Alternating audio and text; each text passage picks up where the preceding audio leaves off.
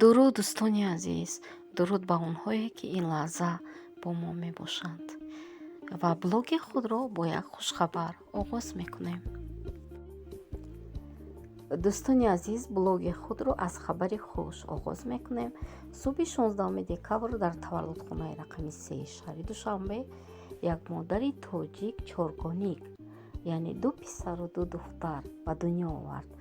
тифлони чоргоник феълан дар шуъбаи эҳё қарор доранд, зеро ба гуфти табиб Фарида Кароматуллоевна норасид ба дунё омаданд. модари хушбахти ин тифл Сарвиноз Аскарвай 34 сола ва 2 писари ӯ, яке 14 ва дуюми 3 сола мебошад. ӯ ба Фараҷ, яъне рӯзномаи Фараҷ гуфт, ки худро хеле хуб ҳис мекунад, вале ҳанӯз тифлони чоргоникашро надидааст. аз вуҷуди чоргоникҳо моҳҳои аввали ҳомиладориам огоҳ будам. вақте барои аввалин бор аз ташхис гузаштам, табибон гуфтанд, ки дар батнам 4 дил метабад. ҳеҷ бовариам намеомад. боз дар 2 ҷои 3 ҷои дигар ташхис кардам. он ҷо ҳам айнан ҳамин гапро гуфтанд. падари чоргоникҳо Далер Файзалиев зодаи шаҳри Бохтар буда, дар пойтахт иҷоранишин асту дар як ширкат кор мекунад.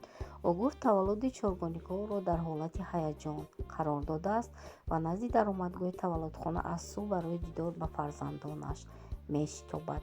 ростӣ бо вуҷуди чанд бор аз ташхис гардондани ҳамсарам бовар намекардам, ки чоргоник таваллуд мекунад. ҳамаш бо хости худованд будааст. барои саломатии модару навзодон ҳамеша даст ба дуо мебардорем. дӯстони азиз, ин бисёр хабари хуб мебошад. барои онҳо саломатӣ мехоҳем. умедворем, ки аз ҷониби ҳукумати кишвар ба онҳо ягон кӯмаки бисёр ҳам сахт мерасад. ба ёди ту чӣ шабҳое саҳар кардам, чӣ ғамҳое ки бе ту пушти сар кардам. туро эй хокӣ хокӣ ба тахти ишқ, зи худ боло гузар боло назар кардам. вафо аз бевафо омӯхтаму хир, вафоро дар набарди дил сипар кардам. дӯстони азиз, ба фикрам ин мисраҳо ба шумо шинос аст. ин аз хомаи бисёр як шоираи нотакрор, шоираи машҳури Тоҷикистон, дунё гӯя меарзад, Гулохзори Сафӣ мебошад.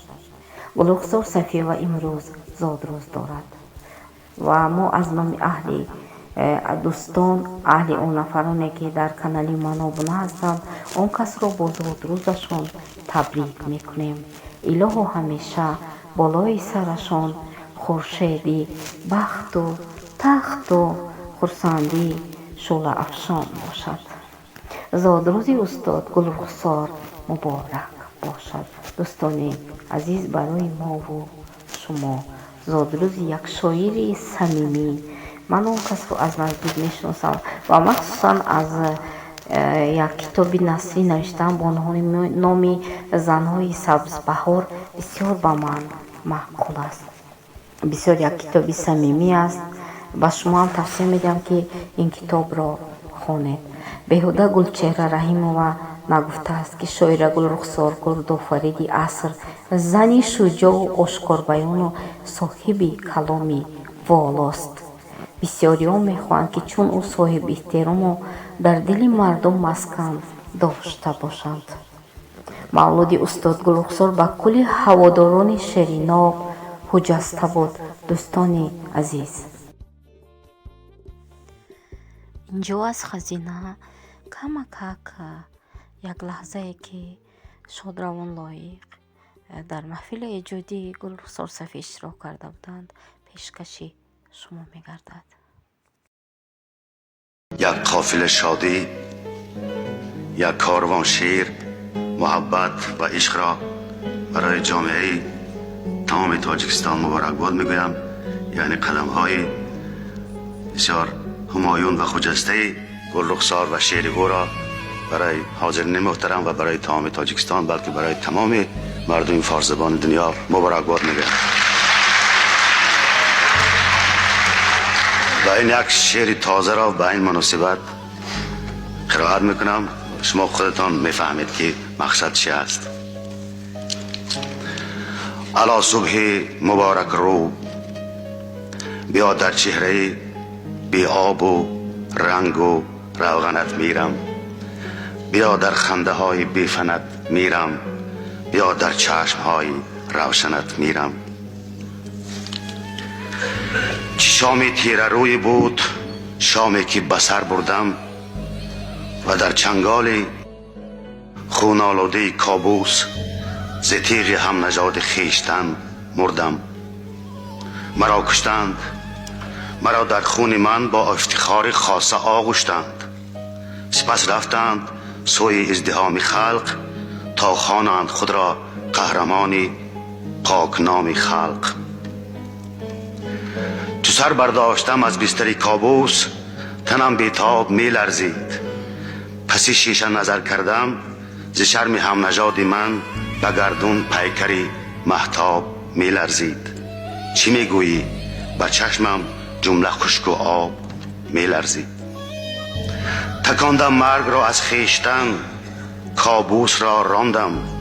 یکی دیدم که تو می آمدی از خانه خورشید، به دست از جرعه از ساغری مستانه خورشید.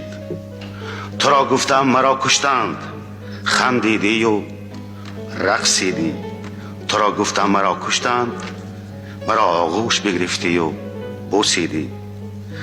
علی صبح مبارک رو، مرا آن به که تا از تیغ دستی دشمنت میرم، بیا در دامنت میرم، بیا در دامنت میرم. تشکر دوستی عزیز، لویت جان.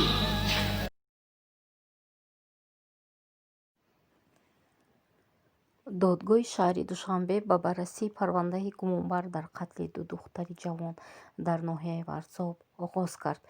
طبق اطلاع دفتر مطبوعاتی دادگاه، بررسی پرونده سفرов دانیال каримович و раупов саадулло абдуллоевич санаи 10 декабр оғоз шудааст.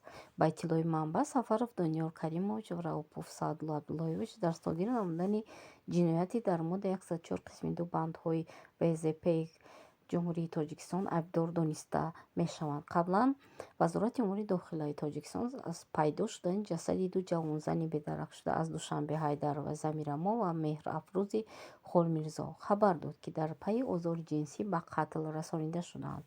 طبق اطلاع وزارت امور داخله، حیدرова Замирамо соли таваллудаш 1991 сокини кӯчаи Алишер Навои шаҳри Душанбе ҳанӯз моҳи январи соли 2018 ва Меҳр-Афрӯзи Холмирзо сокини 18-солаи ноҳияи Исмоили Сомонӣ моҳи апрели соли равон бедарак шуда буданд.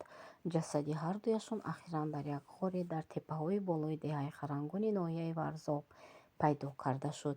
вуд бо иттиҳоми қатли Замирамо ва Меҳр-Афрӯз сокинони шаҳри Душанбе Дониёр Сафаров ва Раупов Саадуллоро боздошт карда буд.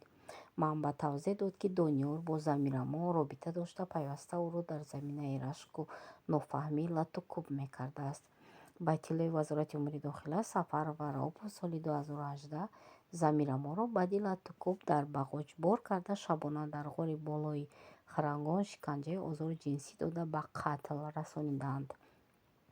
ин ниҳод афзуд, ки ҷинояти дигарро Раупов Саадулло, ки ба мусофирбарӣ яъне таксистӣ машғул будааст, содир кардааст. ӯ Меҳр-Афрӯзи Холмирзоро ҳамчун мусофир савори мошинаш карда, баъди рад кардани алоқаи ҷинсӣ латукӯб ва ба қатл расонидааст. ҷасади дуюмро низ ба ғоре бурдааст, ки қаблан ҷасади Замираморо дар он ҷо пинҳон карда буданд. акнун ба онҳо ҳукми якумра яъне муайян карда мешавад. дӯстони азиз, инак ба садои Набиҷон Худойбердиё таваҷҷӯҳ кунед. дар ҳамин ҷо бо шумо хайрхош мекунем.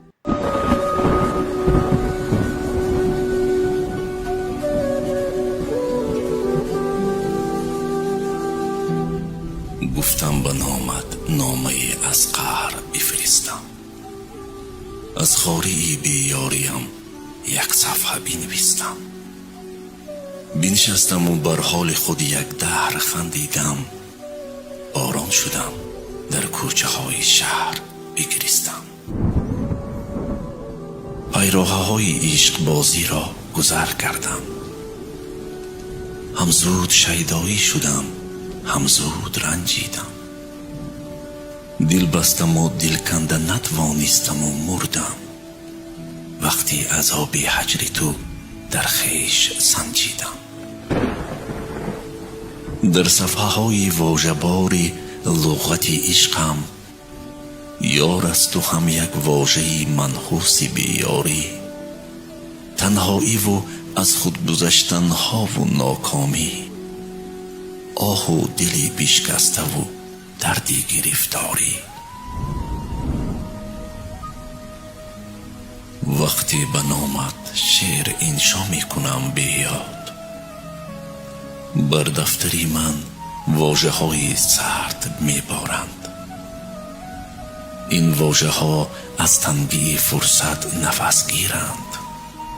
این واژه های نامرادم سخت بیمارند. زین جبهه وقتی خشک می گردد مداری من، وقتی به سنگرهای شهرم عشق می میرد، خود را به دستان خودم تسلیم می سازم. وانگه فضایم دودی تاریک فرا گیرد.